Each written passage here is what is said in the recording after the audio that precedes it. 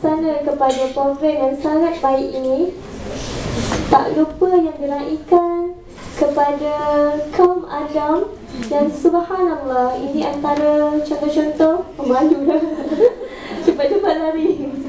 Contoh-contoh kaum Adam yang mencontohi akhlak Nabi, kerana Nabi itu sangat mengambil berat persoalan wanita, sehingga kan dalam Haji Wida, antara ingatan Nabi yang Nabi sebut sangat hingga kan nak habis suara Nabi ialah berkenaan dengan wanita.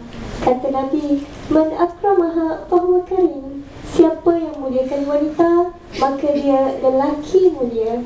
Tertabik sikit dekat lelaki kat belakang sana. Seterusnya yang paling istimewa, mawar-mawar agama yang ada kat dalam dewan pada malam ni. Alhamdulillah, teruja jumpa adik-adik sekalian.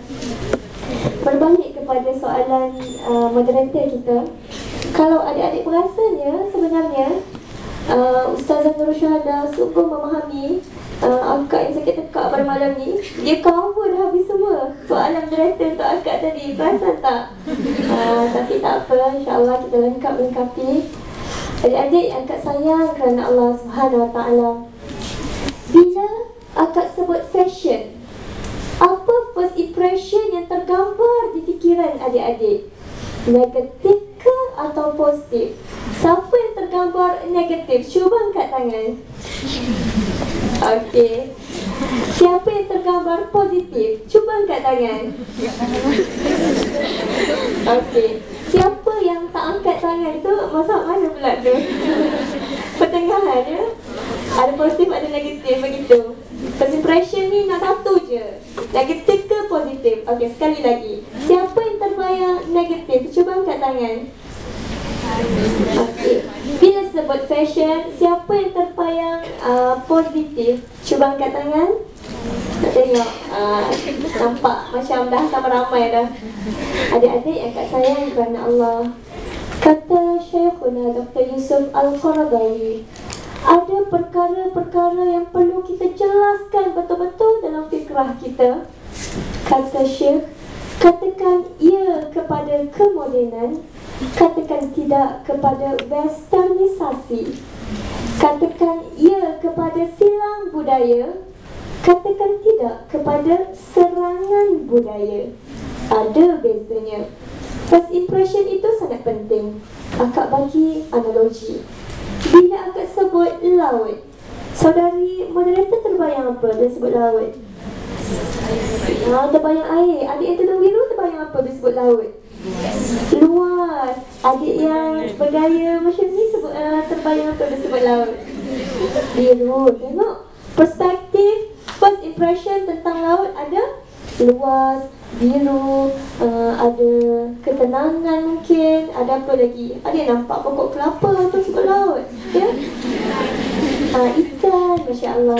Ada orang bila sebut laut, dia nampak sampah-sampah di pinggiran laut. Dia nampak kuih-kuih yang sia-sia di permukaan laut.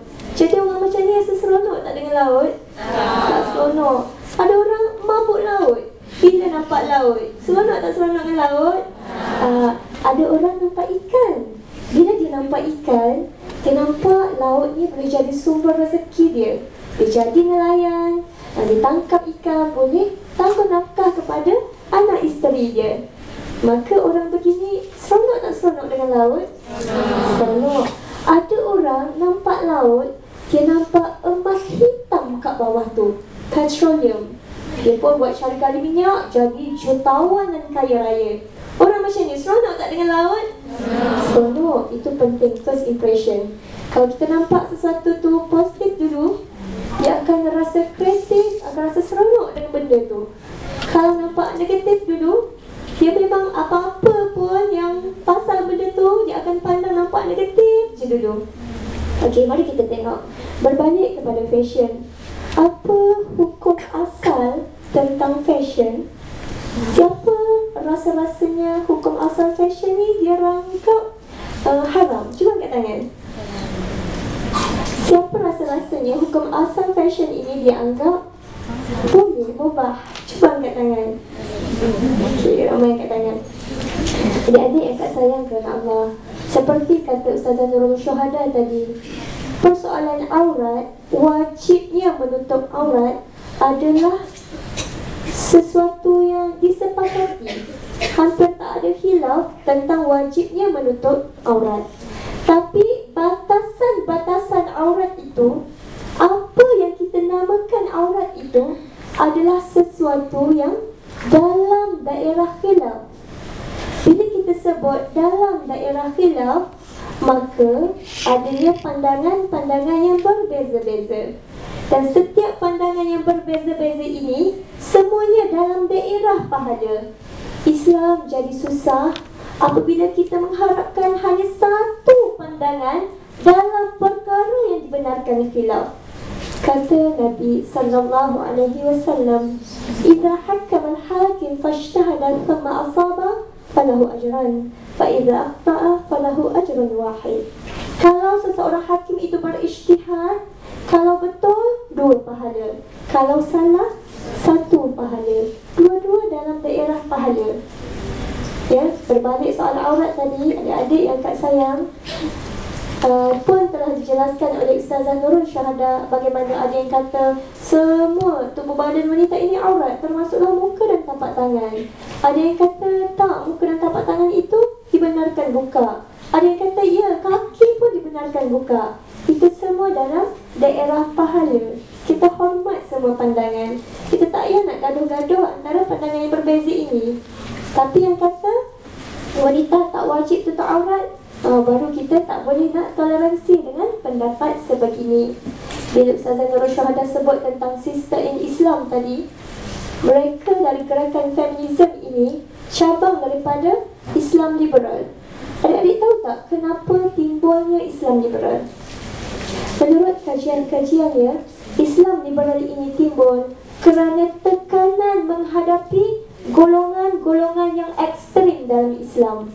Kita jangan anggap ada 2 golongan je, golongan yang patuh dengan golongan liberal dalam Islam. Tak, sebenarnya ada 3 golongan.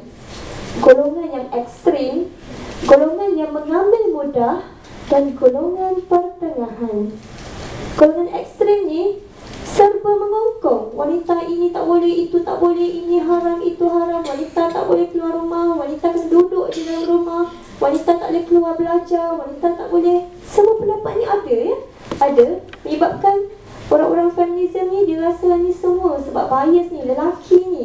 Jadi dia pun tak puas hati, dia memberontak, diwujudkan fahaman liberal.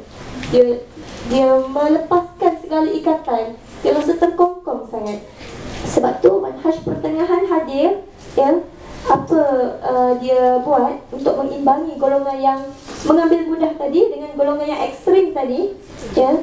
Dia pegang bahawa dalam Islam ni ada perkara-perkara yang tetap, dan dalam Islam ada perkara-perkara yang boleh berubah.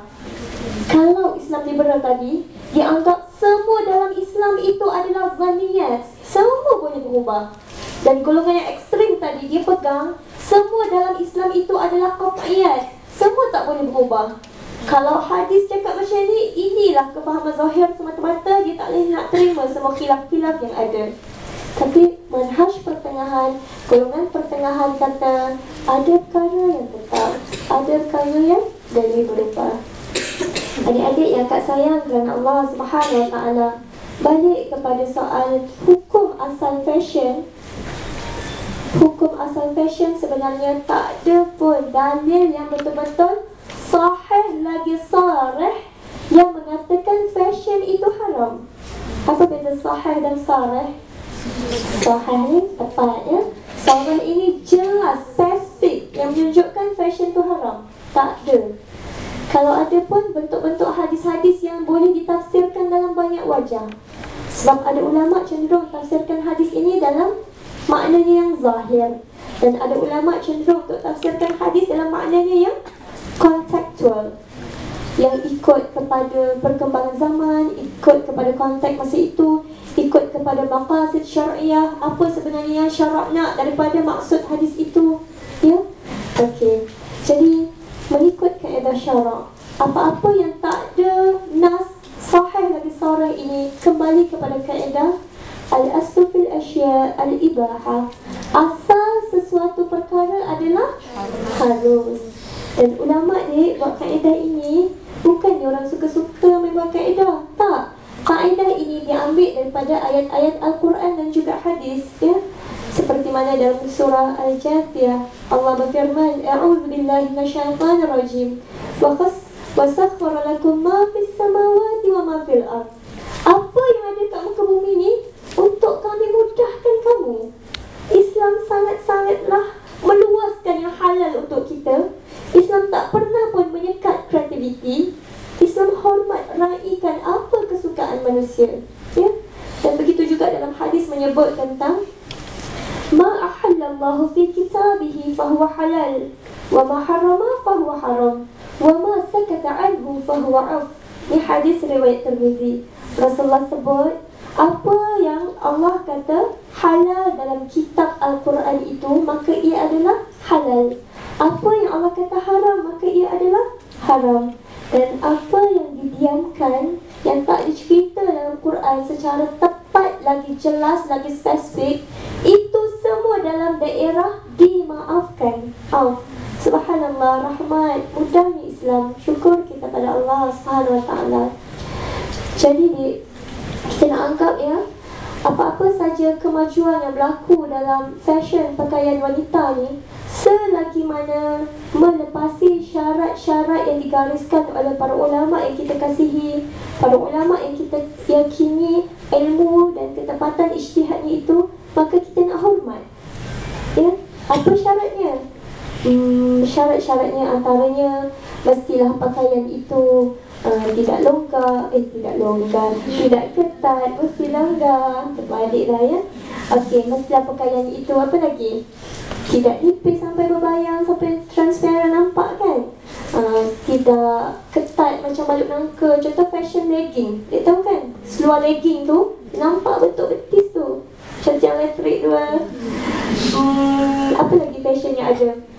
Okey, fashion yang dibenarkan syarak lagi adalah fashion yang tak menyerupai wanita kafir, iaitu mendedahkan aurat. Okey, dan fashion itu tak menyerupai pakaian lelaki. Pakai seluar tak mengapa, tapi seluar itu janganlah seluar yang menyerupai seluar lelaki. Contohnya seluar jeans, dia macam lelaki sebab dia agak ketat. Tapi kalau seluar dipakai dengan fashion yang agak labuh bajunya, maka itu antara kemaafan yang dibenarkan. Sebab apa? Sebab ada hadis menyebut, wa inna Allah al-mutasyabihat minar rijal bin nisa. Allah melaknat, ya, orang yang menyerupai antara lelaki dan perempuan ni. Tak kira lah lelaki nak pakai pakaian wanita ke, wanita nak pakai pakaian lelaki ke, dua-dua dalam laknat Allah Subhanahu Wa Taala. Apa lagi? Antaranya yang ulama sebut adalah libasus syuhrah, pakaian untuk menunjuk. Bukan semestinya pakaian tu cantik terus tak boleh, bukan, ya. Pakaian untuk menunjuk ini juga dihuraikan oleh para ulama. Termasuklah kalau dipakai baju zuhud sangat ni, baju lusuh, cumpan camping sana sini, tapi niat dia tu nak menunjuk, nak suruh orang kata dia zuhud, pun termasuk dalam libasus syuhrah. Jadi kesimpulannya, pandangan akak tentang reality fashion yang berlaku pada hari ini, tak payah tengok jauh-jauh, tengok kat sini pun boleh kita nampak, kan? Ada macam-macam fashion cantik-cantik ni. Ada crown kat sini pun ada belian-belian, ada yang berlapis ni, ada yang apa? Belit-belit, ada yang pink kat sini, ada bunga besar kat sini, ada crown cantik kat sini, ada yang macam kita tengok, kan? Alhamdulillah, selagi fashion ini menutup aurat, adik yakinlah, adik syukurlah pada Allah dengan kemaafan yang Allah berikan ini, ya. Sebab satu kejelasan yang kita nak pegang bahawa Islam bukan anti fashion. Islam cuma anti dedah aurat dalam berfashion. Wallahu a'lam.